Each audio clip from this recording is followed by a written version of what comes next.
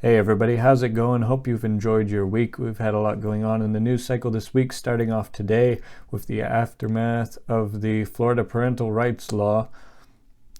Since the passage of the bill last week, there's been a lot of back and forth online, particularly Twitter, with conservatives calling out those who oppose the bill as groomers and continuing to use phrases such as, "okay, groomer." This is referencing the fact that teachers and other leftists who insist on injecting sexual indoctrination into classrooms are attempting to groom and shape the development of these children in such a way that they will reflect the teacher's own twisted view of gender, sexuality, and identity. And the left is, of course, outraged by this label. But what else are we supposed to call people who are obsessed with discussing sexual topics with children without their parents' knowledge or consent? Groomer seems to fit this definition quite well, almost perfectly. An interesting point arises from this issue is the fact that we are not the ones that made it about people who march under the LGBTQIA plus minus / banner. We simply said that anyone who wishes to have these sorts of conversations with children is a groomer. To which the left responded, "How dare you attack LGBTQ teachers? Calling people groomers is homophobic." We did not draw that distinction. We didn't target this law at them. We didn't want anyone, straight, gay, transgender, or otherwise, indoctrinating children into these sorts of gender theories. The left made the association themselves between the types of people who talk to children about this and people who fall into the LGBTQIA alphabet soup categories. It's like it seems that they have a guilty conscience, like the scene in the cop show where the suspect says, "Oh, it couldn't have been me. I wasn't at that address," and then the cop says, "Oh, I didn't tell you where it was." They already know what the truth is. They know that this conclusion is right, and that's why they hate it so much. And they are groomers, and they hate when we call them out. So keep doing it. Pete Buttigieg has also chimed in, voicing his opposition to the bill on The View. He says he believes that this law will, quote, kill kids. So here's the exchange that took place with Anna Navarro. My husband, Chasten, is a teacher. And he's been a vocal critic of what's going on in my state of Florida with the so-called Don't Say Gay law now, which he says will kill kids. Do you agree? And, you know, as a politician, because this strikes you as, you know, your husband is a teacher. Yeah. You are obviously LGBTQ yourself, and you are now a parent. Yeah. So how do you feel about this? He's right. And I think every law ought to be judged for the effect it's going to have on real people in real life. It's not clear to me exactly how this bill would cause children to die. The last that I knew, it simply prevented teachers from indoctrinating students into radical gender ideology. It didn't place a bounty on the heads of kids who are confused about their gender or make it illegal for them to identify in any certain way. And it's not at all obvious that this would lead to increased bullying or violence against children who are gender confused. The only argument that the left may attempt to make is that children who are not affirmed in their identity confusion and encouraged to take puberty-blocking drugs and undergo irreversible life-changing surgeries will be more likely to commit suicide, but there's no data to support this claim at all. The rates of suicide between those who have the surgeries and the drugs and those who do not is there's no difference, no recognizable difference at all. And in fact, it seems to me that the drugs and surgeries would be more harmful to children than simply allowing them to grow out of their identity confusion. The Democrats and the left are trying every single angle that they can to turn people against this bill. And the tugging on the heartstrings is not working because people are now awake to the truth. The tide is turning and nothing that they say can hold it back. An important facet of the turning cultural tide, as I've discussed before, is lawmakers who pass more laws banning LGBTQIA theories from entering the public schools. Alabama has done just that this week, passing legislations on Thursday that make it a felony to prescribe puberty blockers or hormones or to perform sex change surgery on children under the age of 19.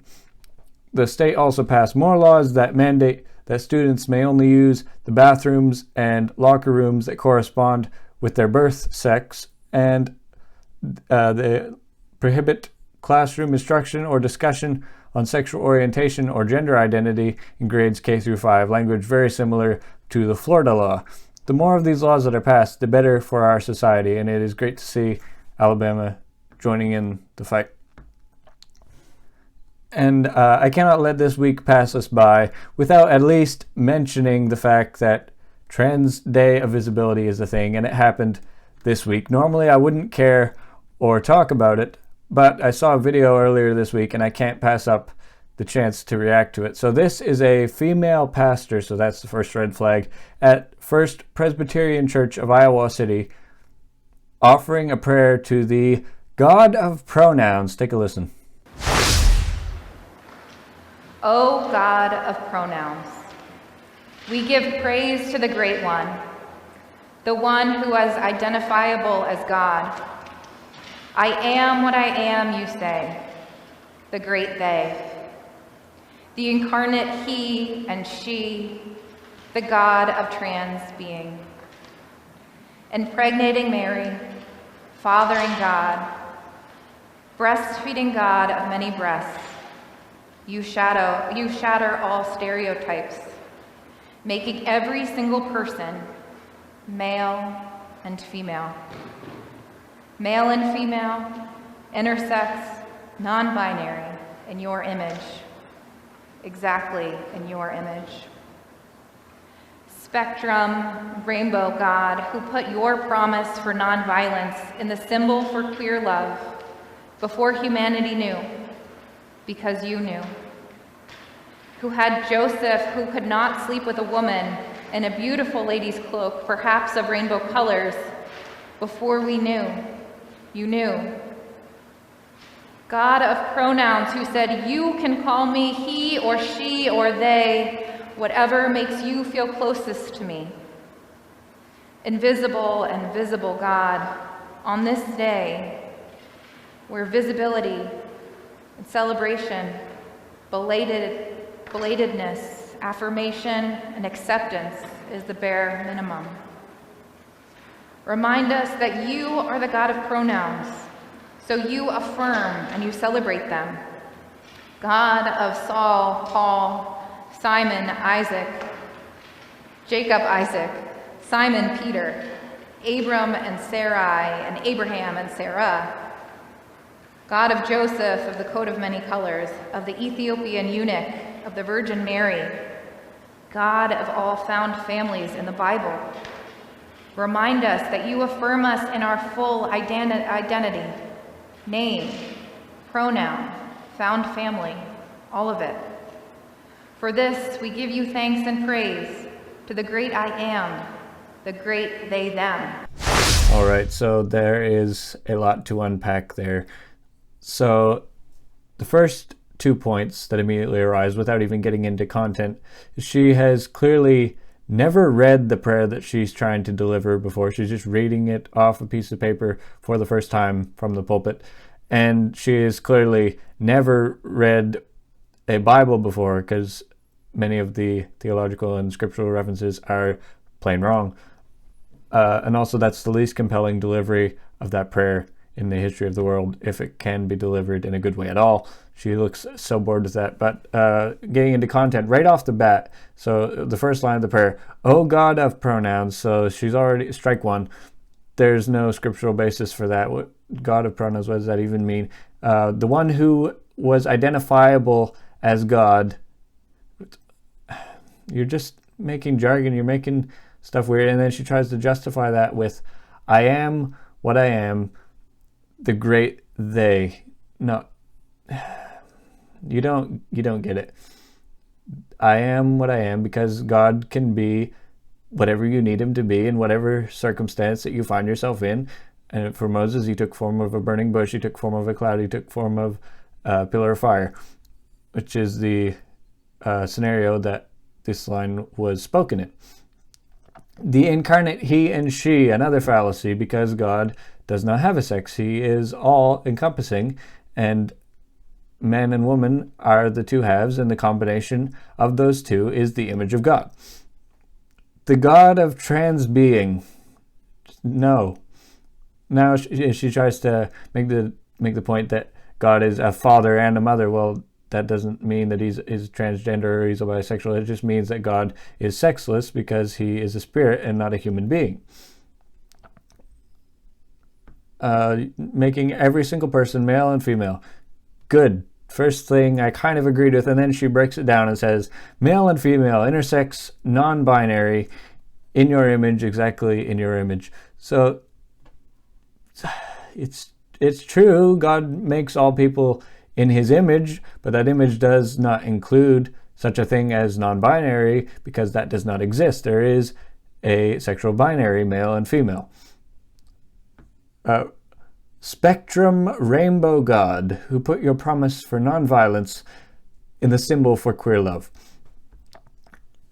The rainbow did not mean in the days of Noah what it means now. It was a symbol that God will never again wipe out the earth by flood. And it's a good thing it's there, because it would have been destroyed multiple times in the ensuing 2,000 years. This year especially.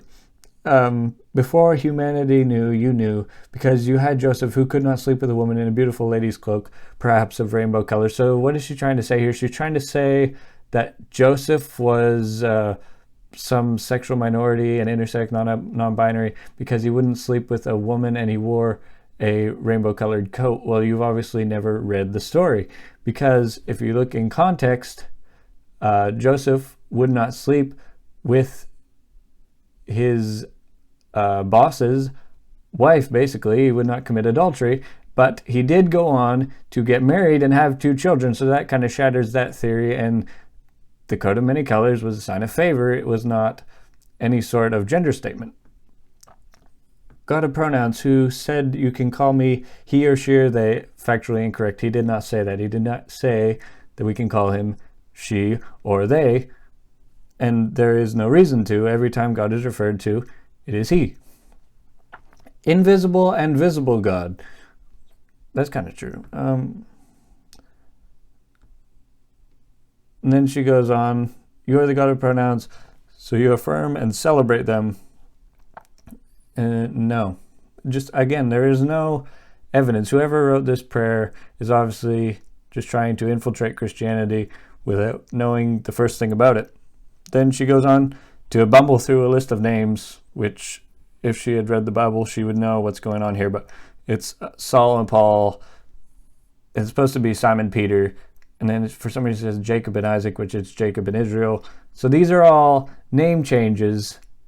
Nothing to do with gender or changing your pronouns and changing who you claim to be. This is names assigned by God and new identities spiritually, and a new redemptive remaking of the individual. Jacob becoming Israel, going from a cheater to a prince, favor with God and man. Joseph in the coat of many colors, we've already gone over that. The Ethiopian eunuch, that's a whole nother situation. Read up on some history. They made eunuchs of men. We won't get into that. The Virgin Mary, yeah, don't even touch that. Don't touch that. And remind us that you affirm us in our full identity, name, pronoun, found family, all of it. That is not true. God does affirm who you actually are, who he created you to be, and that is a specific thing. That is male or female. That is one thing that is God-given, that's immutable. And to the great I am, the great they, them. Thank you, God. So, yeah, that's just entirely sacrilegious, and that is one of the worst interpretations of everything in Scripture that I've ever seen, and that is, I guess, partially due to the fact that she's probably a feminist also and buys into all this ideology, and then also people have obviously never opened up the Bible and read what it actually says. That I'm done riffing on that now. Enough about the gender stuff. On to our weekly dip into COVID news. Here is a picture from a news station somewhere in Britain listing 9 new symptoms of COVID. Tell me if you notice anything strange about this list. So we've got shortness of breath, feeling tired or exhausted, aching body, headache, sore throat, blocked or runny nose, loss of appetite, diarrhea with the most atrocious spelling I have ever seen, and this is the best one, feeling sick or being sick, because, of course, COVID is everything. Those first 8 symptoms alone literally sum up almost every common disease that previously existed on the planet Earth. The flu I had 3 years ago was COVID, because I had headache, I had aching body, I had sore throat, blocked and runny nose, alternating, loss of appetite, diarrhea. I've had COVID many times in my young life for the last 18 years. And then at the end, they just throw the COVID blanket over top of everything by saying feeling sick or being sick. So now it encapsulates every disease in existence. I am done. I can't believe they're still pushing this and finding new symptoms over 2 years into this thing. Just let it be over, please. We moved on a long time ago. And let's just go back to when people did such a thing as get the flu. In corporate brand news, brands are always coming out with these woke ads and stuff. Another brand has come out in support of feminism, interestingly timed as the battle over women's sports heats up. Cracker Jack, the iconic American baseball snack, has undergone a rebranding to be more inclusive. They are now, at least temporarily, Cracker Jill, and they have rewritten the famous baseball anthem to go along. Check it out.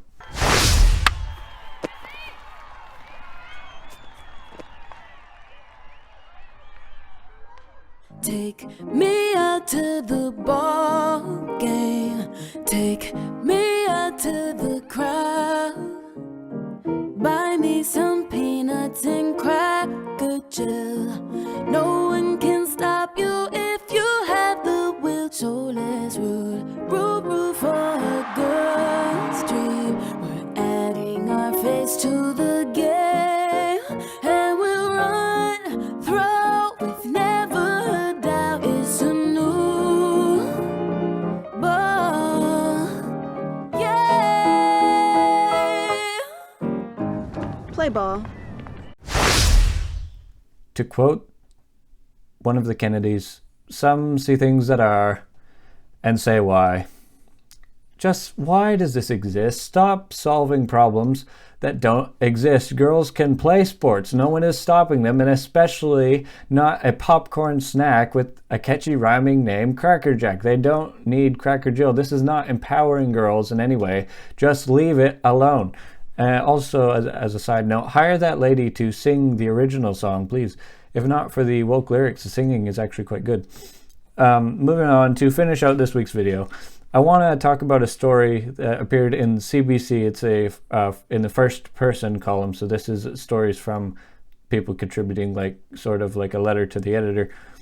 This is one of the most selfish and narcissistic things that I've seen in a very long time. So Jackie Dives, an artist and photographer, says that she has set up a gift registry to, quote, celebrate her future as a child-free woman, end quote.